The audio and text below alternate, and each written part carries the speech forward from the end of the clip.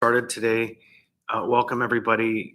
Today is February 28th, 2025. We're scheduled from 10:30 to 11:30. It's 10:34 a.m. right now. We'll start. This is a work session confirmation appointment.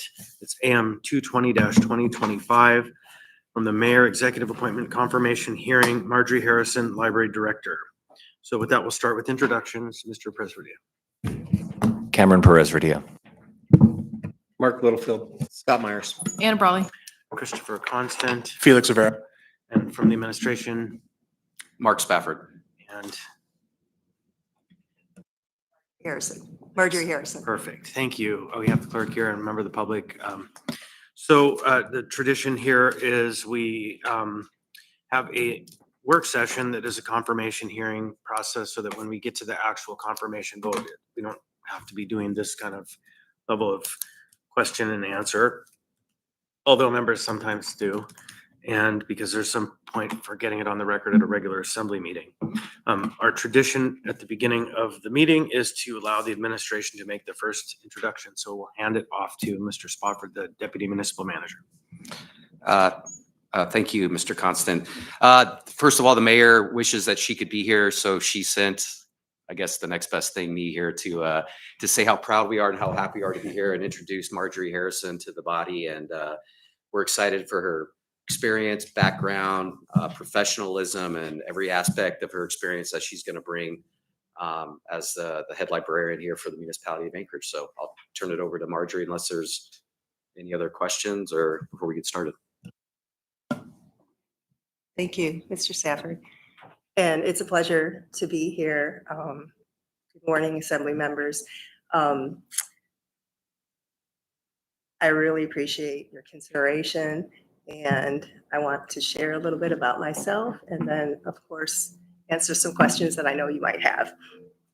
So libraries have been a part of my life ever since I can remember. When I was a young child, and I don't remember how old, I remember at my local library, you had to sign your name on the back of the library card to get a library card. And that was something that I asked my parents, I need to sign my name, show me how to do it so I get my first library card. So that's kind of my first memory of libraries. I grew up in Dearborn, Michigan, which is a somewhat urban suburb outside of the city of Detroit. And after high school, I decided that my call was something more rural environment. And so I attended a small college in rural Nebraska for 2 years. My mom was really sick at the time, so I did go back to Detroit to be with her, and I graduated from the University of Detroit. My plan at the time was to pursue an MSW and become a licensed social worker.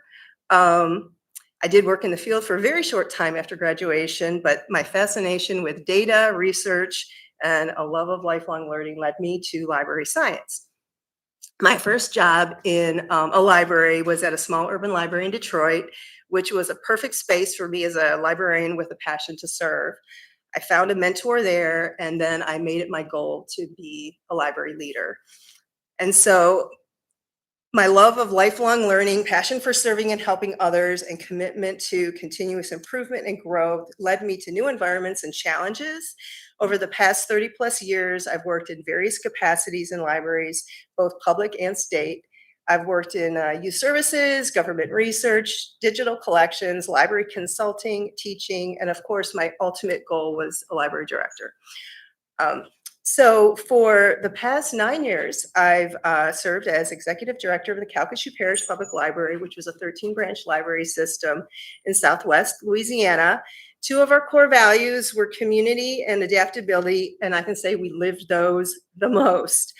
We did a lot of community outreach. Library to Go was one of the fastest growing branches where staff popped up all over the communities, delivering library services there, at homes, daycare centers, senior centers, local festivals and events. It was actually the 4th largest circulation in our system.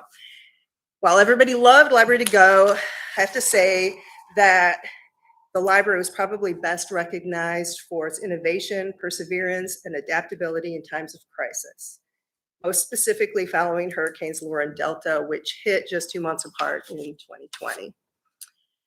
I tend to look at the positive side of things, and yes, it was a very traumatic time for the whole community, but I'm really proud to say that our library board and library staff basically made lemonade out of lemons.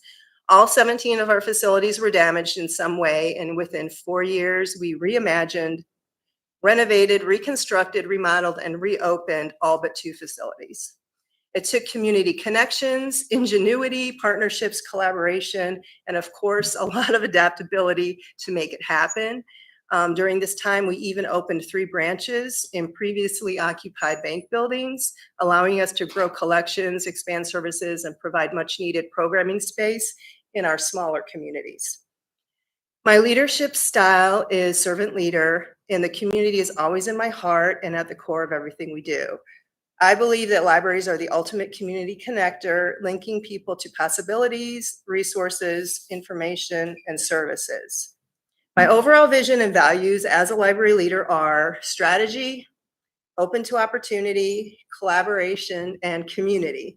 Strategy, because I feel like it always starts with the strategic plan. We get input from the community staff and everyone, and then we execute that. We're being open to opportunity because opportunities are all around us. We need to listen, keep our eyes open, and be open to new ideas and possibilities and not be afraid to try something different. Collaboration, because more minds are better than one, and what might seem like an impossibility when you work together as a team often is not. And finally, community, because the library should be a true reflection of the community. It is their library. It is the whole community's library. Not all libraries look the same or feel the same because not every community is the same. And knowing your community and listening to them is key. My vision and values, I feel, align perfectly with the Anchorage Public Library because our mission is connecting people to education, information, and community. This is my first full week here with the library. And I must say, I am very impressed with the library staff. They're smart, dedicated, and resourceful. They care about the communities they serve, and it shows. It's truly a privilege to be considered to serve as library director. But back in the 90s, when I was a reference librarian and I devoured all those ready reference books filled with data and statistics, I had determined that Anchorage, Alaska was probably the best place for me. I think it was the Places Rated Almanac that I read that I was like, oh, this is the place for me. Well, I was young and life took me in different directions. But I'm happy to say that I'm thrilled to be here now and it feels like home. What I think excites me the most about Anchorage is that I can intermingle my love of nature, wildlife, and the outdoors, and with all the arts, culture, recreation, and amenities of the city. And I look forward to exploring and hiking and participating in a bunch of winter sports. It's great to be here. Thank you. Thank you. Mr. Ryan, some questions. Sure. Thank you, Mr. Chair. Yeah, I guess first question. In your opinion, what purpose do libraries serve in the community in 2025? Member Rivera, I would say as a center of the community. So something that provides something for everyone in the realm of education, literacy, community connections, connecting resources and things like that. To me, ultimately, that is what the library is here for. And then within that scope, it can become so, that scope is pretty broad.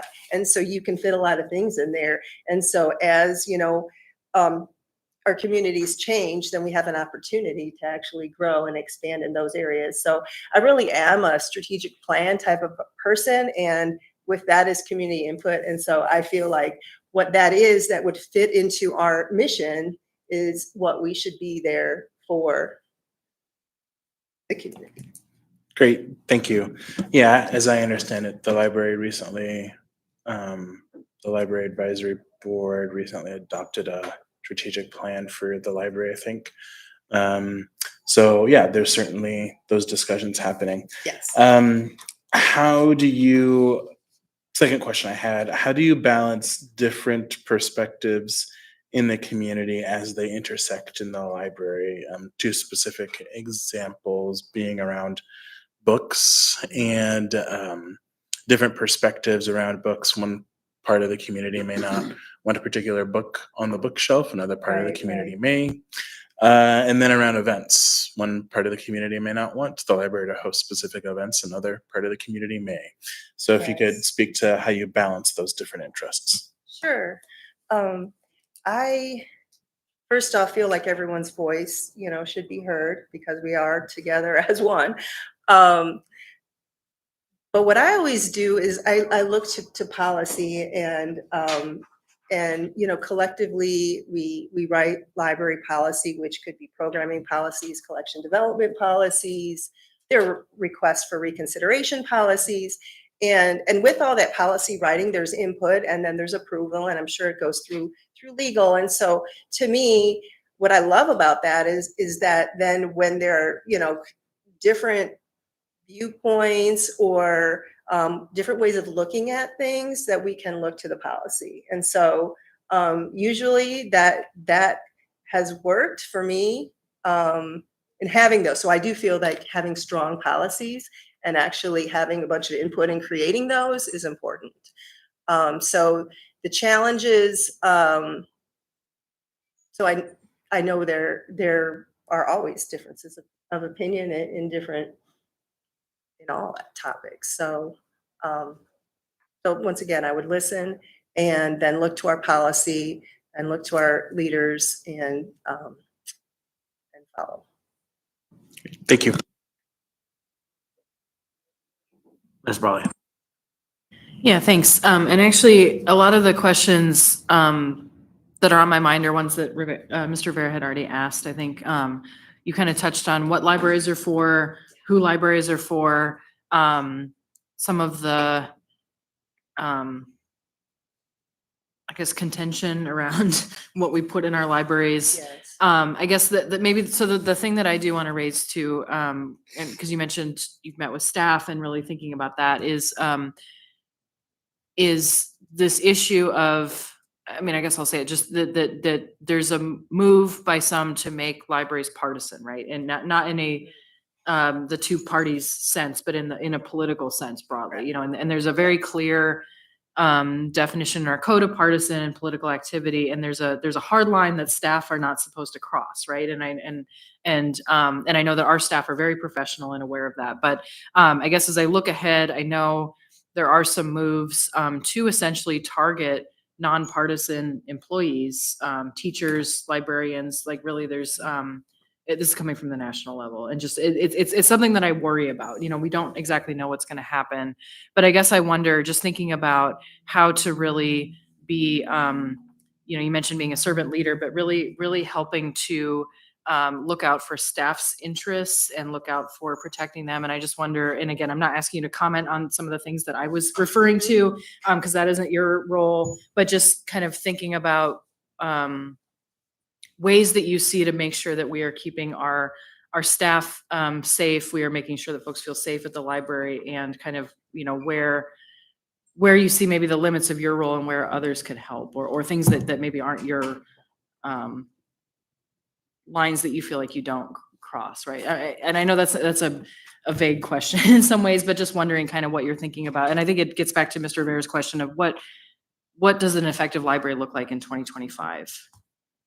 Well, and to speak to, I guess the initial thing that you mentioned is that libraries are nonpartisan. So, right, we serve everyone, all viewpoints, topics, interests, the entire community, and communities are different. They're not the same. So yes. So, and I firmly believe in that, and I also believe that staff is your number one resource in the library. When patrons complete library surveys, most of the time I find they comment on the staff. Staff is extremely important. And then also being able to provide the services that your community is asking for, you need those resources, you need staff. And they it's wonderful if they can be happy and enjoy their work, right? You know, because then that is a reflection on the service in the community and all that. So I do feel strongly about staff and the importance of that to community. I do know that there are lots of resources out there, you know, if things become challenging, if the environment changes and we, you know, are looking at things in a different way, then there are resources out there. I do know that to draw upon. Like the staff is so far they're great, you know, and they know of all the resources too. When I first, I have not been here that long. This is my first week here, but there was a leadership group of library leaders meeting here in Anchorage last week. And I was asked, you know, if you could come to that, that would be great. And so I did. And so that was kind of last week I was in Anchorage, but I was attending these meetings and it was fantastic. I mean, I learned a lot about the state. I learned a lot about the climate, like not, you know, not weather, but I learned a lot about just the history and the economy and how things are structured, and a lot about libraries in Alaska. And so I feel privileged that I was able to do that. And so now, you know, I do feel like I'm actually better equipped to lead the system actually having gone there. And I do have one quick follow-up too. So drilling kind of more down, because I was, like I said, kind of raising some bigger hypotheticals and, Yes. but more specifically, kind of to the point about libraries being for everybody, but also you guys have to maintain an operation, right? I know there's a lot of, at least I've gotten some feedback over the years of people wanting to use the community spaces there. But then I know there's a rental fee, for example, and I'm not advocating that we get rid of that, but just how do we balance, you know, you guys, it costs money, it costs security, whatever it is, for you guys to provide those, but then how, maybe just something to think about for the future. How do we make it more possible for folks to use those spaces? Because I'm a big believer in activating spaces, period, right? Outside, inside, all of it. And so, anyway, those are just things to Yeah. balance, right? Because it is hard because there is a cost for those facilities to No, operate. that's- So just something to think about. Thank you. Yes, thank you. Mr. Prisrudi. Hi, welcome. Thank you for agreeing to take on this job, and I reviewed your resume. It's very impressive. I think you know, there's no doubt that you're qualified for the job. You know, I think that's very clear. I think that I'll just say, and I think you may be hearing a theme about this. We in this city went through a really difficult last few years and are coming off of COVID and economic challenges and but more so real political sort of fighting. And we had an administration here that I think created a lot of fervor, and a lot of that was directed at the library. And so I'm sure you've heard a lot of this, I right? have heard. Right. Okay. And so the library was on the front lines of a lot of this. And so I would just, my questions are really surrounding you and your sort of approach, because I think when you say words, and I run a nonprofit organization and we use some of the same words as you, connection and community and all of these things, but what you mean by that, how you interpret that is, I think, what I'm really interested in. Because when you are confronted with a decision about whether to ban a book, whether you're confronted with a decision about policies around homeless folks using your facility, whether you're confronted about whether to hold an event that is so supporting one sort of ideology or not, those are difficult conversations and decisions to make. So maybe just a couple of questions. Tell us your sort of perspective and approach to book banning. How do you approach that topic? What is your belief about it, and how do you handle the challenges around that? To book banning. To book banning specifically. Well, I am against book banning. Okay. I feel that, again, libraries are here for everyone, and we should have access to all sorts of resources. and we have policies and we have processes and procedures that help us decide which items that we will add to the collection, where we will place them in the collection, what the appropriate age, of the material, like what's the target age this book is for, and we apply that. And so, yeah. And that's why you have to have policy and processes. Yeah, I agree. Because you go through the process and maybe, it didn't work out and you didn't put it in the right collection. Like, you know what I mean? And Right. so, okay, so then we can adjust. But that's kind of how I feel is that we're. Generally speaking, you're against it. You're against banning books. I mean, I know there's reasons why you may want to, but generally that's not something you're in favor of. Correct. Okay. Yes. The other issue that came up was, policies. And there were policies, but policies that restricted people from using the library. For instance, at one point it was if you had more than one bag, then you weren't able to be there, right? And of course, folks that are carrying everything that they need with them. So that was a clear policy, and you could follow that policy, but it was making it really difficult for people who needed to use the library and wanted to use the library to use the library. So what is generally your approach in terms of the homeless population or the house population using the library? Are you in favor of it? Do you feel like that's a place that should be welcoming to those folks or not? Well, and first, just going through my head with Yeah. the policy is that policies, should be looked at every so often. So, you can change them because they might not be working in some way. Oh, they were working for the people who, Okay. for what they wanted to accomplish. The policy was working very well, but it wasn't working for me. I mean, for I see. my belief system, I it was excluding people from participating or Right. being in that space that I think should be in that space. So that's what I guess the point I'm trying to make is that it's really important for me, and I think us to know kind of your belief system and your stance around this. Because I believe that the libraries are going to still be the front line for a lot of this stuff, and especially what's happening in our nation's capital right now. It's going to continue to be an issue, and so it's just important to me that I have a Sure. sense of that. So generally, what do you think about homeless folks using libraries? Is that something that you're in favor of or not? I'm in favor. To me, the library is welcoming to everyone. So I'm in favor of everyone using the library. And within that, then we would have maybe a code of conduct policy or things like that will help us guide things that might be troublesome or problematic, within the space. But everyone should be welcome. Great, thank you the very much. library. Yeah, thanks for answering my question. So I had myself in the list all the way at the beginning, but I let everyone go first. Obviously, you're feeling the theme. It's clear. Have you been briefed on the history of kind of why this conversation is happening? Yes, And I believe so. how far back did that look go? Can you think about how many years back?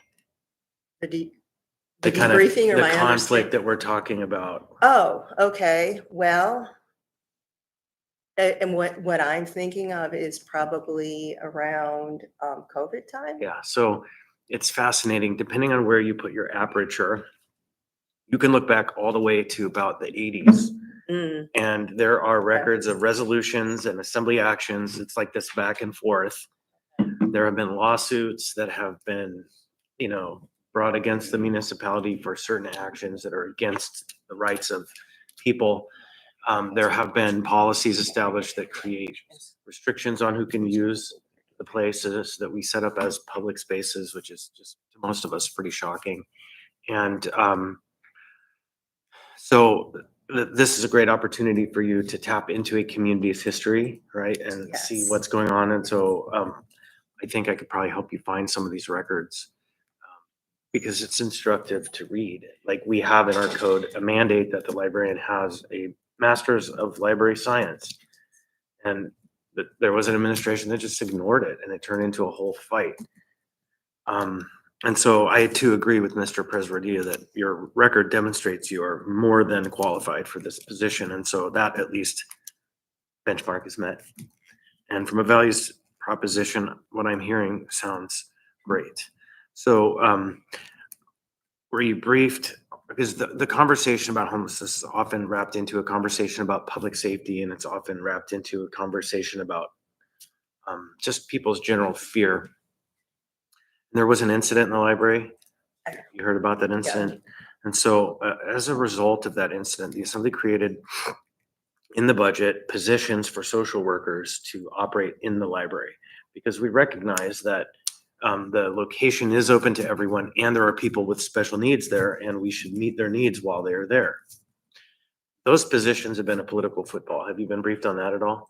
Yes. So they're at the library, they're at the health department, they're nowhere really. We can't figure out who and where they are. And then this assembly continues to say, are the social workers in the library? Now, I note in your resume, I want to tie it to that you led senior staff in the development of a comprehensive building security plan for 13 facilities Yes. and implemented training. So I imagine you have some experience in this area, maybe with some different details. So what I would hope you could do is share with us your approach to security, your approach to building the concept of the open space in the light of security conversations, and the fact that we have, as you've heard, diverse kinds of people using the library, which we want as a policymaking body. And so talk us through a little bit about that process and what you think might be valuable in your new role. Sure. Okay. So, and yes, I feel along with staff that safety and security is extremely important, because you want everyone to enjoy the library and you want staff to feel safe, and as well as the patrons. So I'm going to sound like a broken record, but once again, I look to the community, and I can say, you know, I lived in Southwest Louisiana for almost 9 years, and it was very different from, you know, other places that I've lived, and a lot of different ways of doing things that just were unfamiliar to me. And so, and one of the aspects actually was security. So there they had armed deputies, and we had armed deputies in the library, and that was different for me. I wasn't, you know, and I asked questions, and do we really need this? And we got together a team and kind of looked at different options and ways of doing things and so on. And it came back to, at least there, and that's why I say I look to the community, because it was a majority, if not unanimous, that everyone said that is what made them feel safe. And I can say, when I went to the movie theater, that is what was there. So it really was part of the community. And so to me, safety and security is very important, and what people feel comfortable with, and what, you know, mechanisms and things help them feel safe and is important. And so I guess I would look to the same thing here, is I would see what the issues are. You know, our issues there were probably not the same as here. We didn't have as large of an unhoused population, but we did have, you know, various behaviors that were challenging. And so I would look at it, I guess, as a whole, and I know we have various branches. And so, you know, what it might be different in those facilities than at the main library. But one thing about me is that, I guess it's that open to possibilities. Like I feel like there's not just one way of doing something, and that we need to look at different ways to find maybe the right way, and just to be open to those. So, so first I would learn what are the issues, and then how can we get there to help everyone feel safe and welcome in the library. I don't know, hopefully that answered your that's question. helpful. That's helpful. You know, half of us are here right now. There's another half of us that exist in the community that will show up to our broader meetings. And so, but I will say that this body has spoken very plainly that we believe social workers, people to help connect people with Social assets aspect. in the community, are the place we've kind of evolved. I think we do have security in the libraries, and I'm guessing they're armed, but We have security. yeah, but that's not the locus of where we see, at least through our policies that Got we've it. put out. Yeah. The answer is helping people connect, which is what the function of Correct. the library is. And so I'm hopeful that since you have this experience, you'll be able to tap into some of that part of the conversation, and we can get to where we've aimed for, which is to have um, the library have that layer of social connection. And we do actually have a community resource team that is being developed. So, Oh, you're welcome. Thank you. We have to run to another meeting, so I just wanted to not be rude and we'll walk out. So, but we Thank really you. appreciate you being here. Really appreciate that you're stepping up to this job. So Thank you. thanks. Yeah. Appreciate So it. before Anna leaves, I have a couple more thoughts. One thing that she said is that we have a clear definition of partisan and political in our code. But I would say there are very clear words in our code about what the definition of partisan and political means, but I don't know that it's very clear because I've probably spent 4 hours on the topic this week with a variety of attorneys, and it's hard to sort. What does that mean? So it's an area I think is worthy of investigating, not because we anticipate you will be doing partisan and political things, but because it is one of those areas that is, it's like trying to draw a picture of air. It's very challenging. So, okay, then I have just a couple more things, probably shorter. Have you been briefed on the downtown library project? Yes. So I see in your resume, it states you facilitated the acquisition of 3 properties to expand and improve library service. And so just what do you think you bring in the conversation about establishing Anchorage's newest library? Yes, I think that's very exciting. Well, I guess I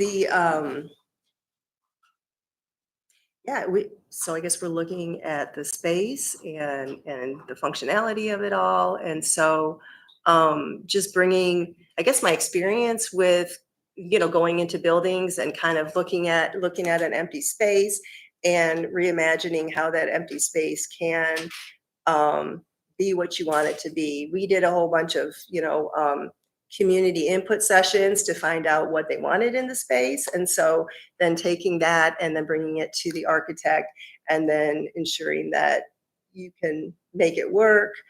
And then of course, understanding, I know that we did all this building during COVID and following, so many supply issues and prices going up, and can't open the building because we don't have toilet stalls, but everything else is there. So anyway, just understanding all of that, I suppose, and the experience of navigating through it. Boy, toilets, that is a whole other conversation with this town. Oops. That is a whole conversation. Because in the downtown, for example, really the only public bathroom is this building right here. And it gets treated like you would think the only public restroom Right. available in a downtown would be treated like. And I think that the new library will face some of those challenges. And that doesn't Yes. even begin to get into the political and policy conversation about the municipality increasing our stock of publicly available bathrooms so that we have a method. But that's a conversation for another day. Yep. So I think I have one other thing. It's very short.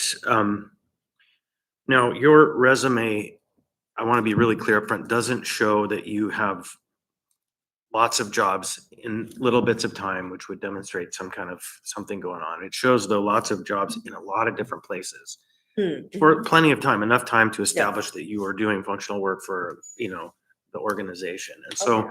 I'm curious, A, what's taken you all over this country to do library work, and B, really what it was that brought you here.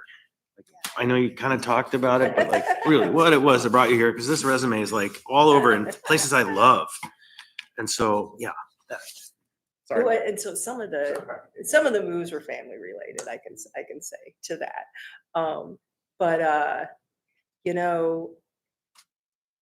So when I saw the job posting, I really did go back to that time when I had identified, I love reference books and data and all that. And I remember I was reading, going through it all, and okay, well, this is the place, and so it was funny. But and I like to grow. And I guess what I felt, though, that ultimately to me, this is my last place. This is where I want to be. And it seemed like a good time because we had been through so much in Calcasieu. And I felt like they were in a good place. And so at that point, I felt like it was a good move, and this is where I want to be. My son's in college. My husband wants to. We both have an interest in this area. Okay, so, and I don't yes. want to get into too much of the personal, but Correct. my read of this was like, this looks like someone who is in the military, right? Oh, yeah, not This has military. that look, Yes. and but it doesn't read like that, right? It's fascinating, and I really Yeah. appreciate your resume. So go ahead, Scott. Oh. And then Mark. Thank you for being here and for, putting up with Anchorage and with her questions. And I'm going to go back down the rabbit hole. Felix is like, oh boy, here we go. First, I want to say you have a very impressive resume. And so I guess first question, since you've been here for a week, you've walked through the libraries, you've experienced, is there anything that you think you need to change? Because clearly you've demonstrated that you know how to run and manage and operate a large system of libraries. So what you've seen so far, or what kind of goals do you have that you see going forward to make processes for improvement? And that's a great question.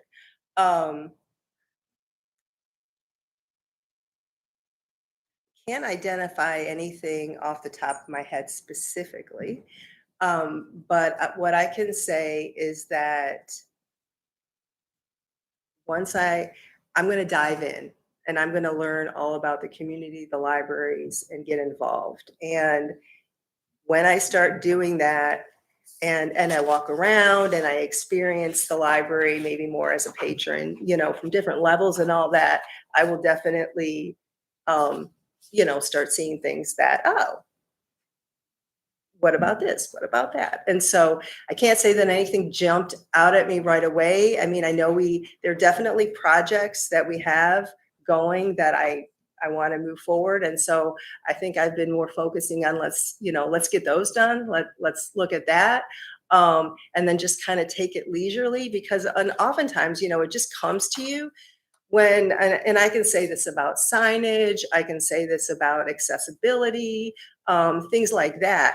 You don't know until you experience it or you talk to someone in the elevator about, how their day is, and you find out these things. And so, I expect to be experiencing things and then taking it kind of in and then working with everybody. Perfect, thank you. I want to go back to your comment about book banning. Mark and I represent a district that is much more conservative than maybe the rest of Anchorage. And so our constituents particularly are going to be curious about that question. So how would you determine what constitutes an age-appropriate book or event for children and teens at the library? Okay, good question. Well,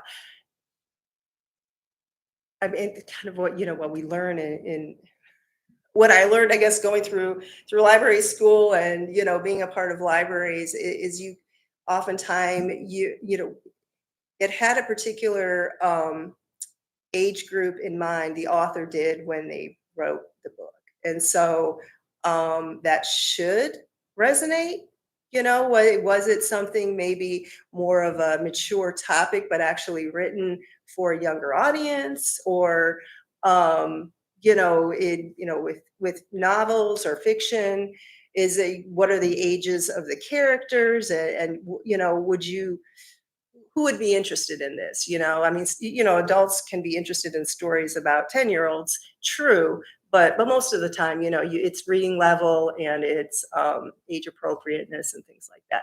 So I guess, we have lots of resources that we can use to help us determine how we think that book fits into the collection, like where it should be placed.